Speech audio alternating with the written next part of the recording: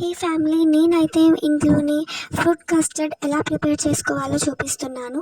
నేనైతే total milk అయితే తీసేసుకున్నాను అండ్ కస్టర్డ్ పౌడర్.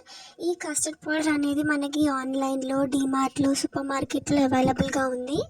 అండ్ నాకైతే ఇంట్లో అవైలబుల్గా అయితే బనానా ఇంకా గ్రేప్సే ఉన్నాయి. సో నేను ఈ రెండితోనే ప్రిపేర్ చేద్దామని ఫిక్స్ అయ్యాను.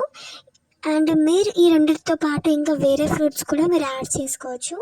లైక్ యాపిల్, ప్రొమోగ్రానేట్, పప్పాయ, ఇట్లా మీరు నచ్చిన ఫ్రూట్స్ అన్ని యాడ్ చేసుకోవచ్చు. ఇక్కడ నా గ్రేప్స్ అయితే మొత్తం పొడవుగా ఉన్నాయి అని చెప్పేసి చిన్న చిన్నగా అయితే కట్ చేసేసుకున్నాను.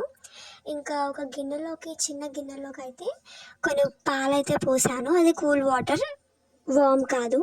అండ్ ఇంకొక ప్యాన్లో పాలైతే మరగనికి పెట్టాను, బాయిల్ కావడానికి. అండ్ ఇందాక మనం తీసుకున్న గిన్నెలోకి నేనైతే 2 స్పూన్స్ ఆఫ్ కస్టర్డ్ పౌడర్ అయితే యాడ్ చేసి బాగా అయితే కలిపేసుకున్నాను. ముద్దలు లేకుండా కలుపుకోవాలి మనం బాగా, ఎంత కలుపుకుంటే అంత మంచిది. సో ఇంకా అవి పాలు మొత్తం బాయిల్ అయ్యాక షుగర్ అయితే వేసుకోవాలి. 4 స్పూన్స్ ఆఫ్ షుగర్ అయితే వేసుకోవాలి. అండ్ 4 స్పూన్స్ ఆఫ్ షుగర్ వేసుకున్నాక కూడా బాగా కలుపుకొని మరిగినాక ఇంకా ఇందాక మనం కలిపి పెట్టుకున్న కస్టర్డ్ పౌడర్ మిల్క్ అయితే దీంట్లోకి మనము యాడ్ చేసుకోవాలి. చూస్తున్నారు కదా, ఇట్లా పాలు మొత్తం అయినాక మనం యాడ్ చేయాలి. టేస్ట్ మాత్రం సూపర్గా ఉంటుంది అండ్ పిల్లలు కూడా మంచిగా తింటారు. ఈవినింగ్ స్నాక్ కూల్గా ఇంటికి రాగానే మంచిగా లాగిస్తారు.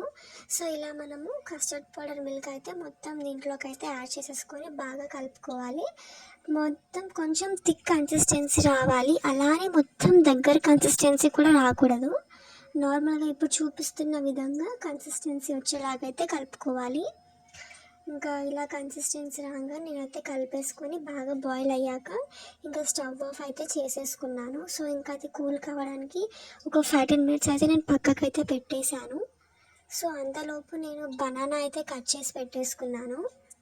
ఇంకా బనానా అయితే కట్ చేసి పెట్టేసుకొని అది కూల్ కాగానే గ్రేప్స్ ఇంకా బనానా ఇవి రెండింటిని ఈ చూపిస్తున్న ఈ కస్టర్డ్ మిల్క్లోకి అయితే నేను యాడ్ చేసేసాను.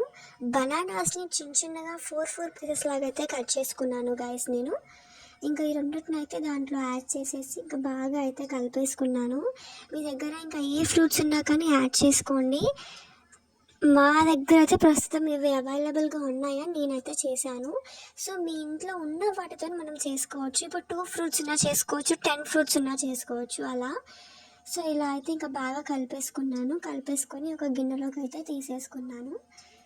ఇంకా గిన్నెలోకి తీసేసుకొని ఇంకా ఫ్రిడ్జ్లోకి అయితే పెట్టేసి ఒక 2 అవర్స్ అయ్యాక ఓపెన్ చేసి తినేయడమే గాయ్స్. సూపర్గా ఉంటుంది టేస్ట్ అయితే. ఈ సమ్మర్కి మనం ఇంట్లోనే కూల్గా తినొచ్చు. సో మీరు ఈ రెసిపీని తప్పకుండా ట్రై చేయండి. అండ్ మీకు ఈ రెసిపీ ఎలా అనిపించింది నాకైతే కామెంట్ సెక్షన్లో కామెంట్ చేసేయండి.